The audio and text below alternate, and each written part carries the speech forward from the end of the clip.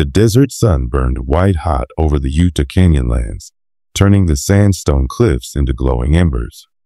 Sarah Carter adjusted her backpack, her boots kicking up puffs of red dust as she followed the narrow game trail. Beside her, Mark Reynolds paused to check his GPS.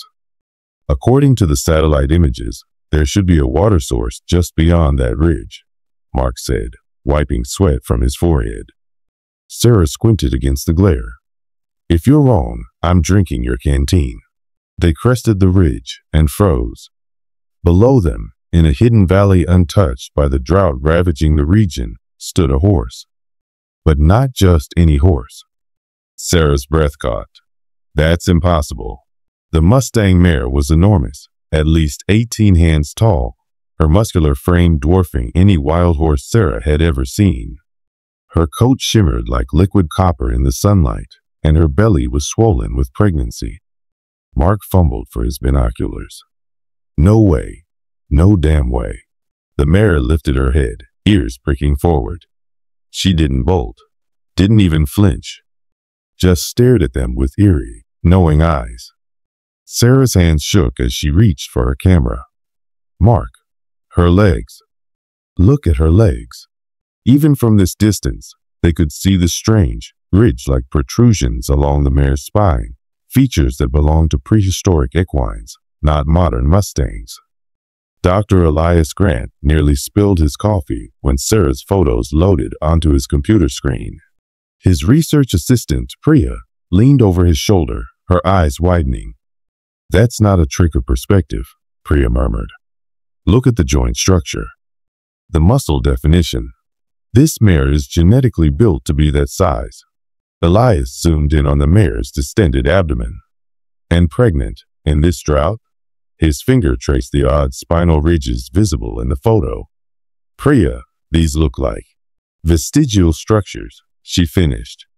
From a species that shouldn't exist anymore. They packed the mobile lab unit within the hour. The mare, now dubbed Sierra by the team, stood calmly as they approached. Sarah held her breath as Priya ran the portable ultrasound along Sierra's belly. The machine screeched static. Priya's face went pale. Elias. The screen showed 5 distinct fetal shapes. 5. Elias's voice was hoarse. Equines don't carry quintuplets. It's biologically impossible. A low growl echoed through the canyon, not from Sierra, but from somewhere deeper in the rocks. Mark's flashlight beam caught fresh claw marks gouged into the sandstone. 3 parallel grooves, 8 feet off the ground. Sarah's blood ran cold. What the hell made those? That night, under a full moon, Sierra went into labor. The first foal emerged slick with iridescent fluid, its coat streaked with strange, bioluminescent patterns. It stood within minutes, far faster than any newborn horse should, and fixed them with eyes that reflected light like a predator's. Priya's hands trembled as she recorded the birth. Their pupils. They're dilating wrong. This isn't normal equine physiology. By the time the 4th foal was born, the ground began to tremble. A deep, subsonic roar vibrated through the canyon walls. Sierra's head snapped up, not in fear, but recognition. Elias grabbed Sarah's arm. We need to go, now. Dawn revealed the truth in Sierra's bloodwork. Elias stared at the DNA results, his coffee forgotten. This can't be right. Priya's voice was barely above a whisper. Her telomeres are 3 times longer than any living horse. And these genetic markers match Equiscati, Elias finished. A species that went extinct 12,000 years ago. Sarah scrolled through the data, her stomach twisting. There's more. Look at these base pairs. They're not just ancient, Elias. They're not from this world, he murmured. Outside, the canyon walls echoed with another bone-shaking roar. Closer this time. Much closer. The foals were gone. Sarah stumbled out of her tent at first light, rubbing sleep from her eyes, only to find the makeshift corral empty. The electric fence still hummed, undisturbed. Sierra stood nearby, watching her with those unsettling, knowing eyes. "Elias!" Sarah's shout echoed through the canyon. "They're gone." The team scrambled, checking footprints in the dust. The tracks told a bizarre story.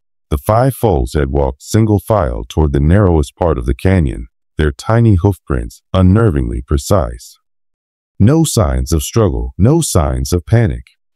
Mark knelt beside a patch of disturbed earth. "Look at this." His fingers brushed over a set of 3 deep grooves in the dirt, identical to the claw marks on the canyon wall. Priya's breath came fast. Something led them out of here. The trail ended at a crack in the canyon wall, barely wide enough for a man to squeeze through.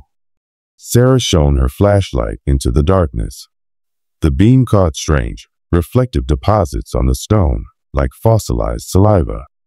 Elias ran a gloved hand over the rock. "This isn't erosion. These walls have been licked." A gust of warm, metallic-smelling air sighed from the crevice. Mark checked his sidearm.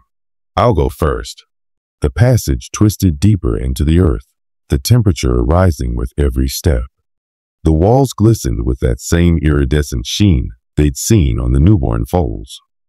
Then the tunnel opened into a cavern, and Sarah's flashlight revealed the bones. Dozens of skeletons, some horse-like, others unrecognizable, lay arranged in concentric circles. Each skull bore 3 parallel grooves above the eye sockets.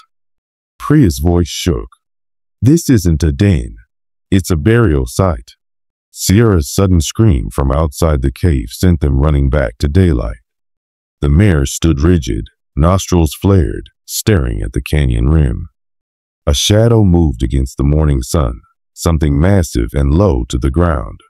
Sarah's camera caught only a blur of mottled gray hide and a whip-like tail before it vanished over the ridge. The image, when she zoomed in, showed patches of skin that seemed to shift color like a chameleon's. Elias palmed his satellite phone. "We need backup. Military. Scientists. Somebody who—" A rustling in the scrub oak cut him off. One of the foals, Ember, the firstborn, stepped into view. Its coat shimmered unnaturally in the sunlight. Mark reached for his sidearm. "Don't move." The foal opened its mouth. What came out wasn't a whinny, but a perfect mimicry of Elias's voice. "We need backup." Part 3, final 1,000 words. The foal's voice echoed through the canyon.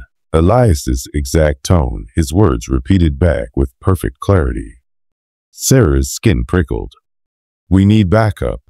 Mark's pistol stayed trained on Ember. "What the hell are you?" The foal tilted its head, its pupils expanding until the eyes were nearly all black. Then, impossibly, it answered. "Survivors."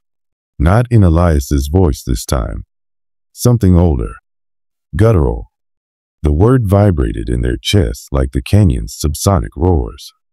Sierra suddenly charged between them, knocking Mark aside. She reared up, her massive hoof striking the ground with a crack that sent dust swirling. When it cleared, Ember was gone. Lab tent night. Elias played the audio recording again, the speakers distorting the foal's unnatural voice.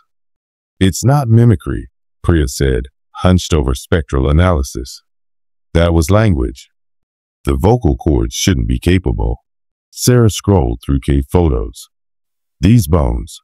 Some look fused, like horse, and whatever made those claw marks were once the same species."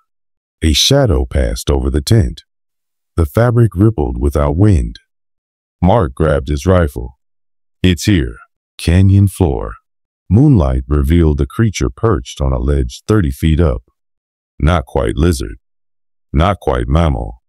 6 limbs, 4 muscular legs, 2 shorter arms ending in 3 clawed hands. Its skin rippled, shifting from sandstone red to starless black as it moved. But the worst part was the head. A horse's elongated skull, but with too many teeth and eyes that reflected light in fractal patterns. The same iridescent streaks from the foal's coats shimmered along its spine. It opened its mouth. "Es Sierra." The mare answered, not a whinny, but a harmonic chirr that made Sarah's feelings ache. The revelation. They're the same, Elias realized. The foals weren't her babies. They were molts. Priya's hand shook, like a caterpillar to a butterfly. The mare was never pregnant. She was changing. The creature on the ledge unfolded, revealing bat-like wings. Not to attack, to flee, because behind them, Sierra's body began to split. Dawn. Sarah crouched behind rocks, watching the remains of the mare's husk blow across the canyon. Where Sierra had stood now towered a creature twice her size, a perfected version of the winged horror, its coat still faintly copper. The 5 foals circled it, their bodies already elongating, forelegs splitting into clawed hands. Mark lowered his rifle. We can't kill them. No, Sarah agreed. But we can warn the world. She hit send on the satellite uplink. All the data. Every photo. Somewhere, a military frequency began to blare with alerts. The creatures tilted their heads and laughed in perfect human voices.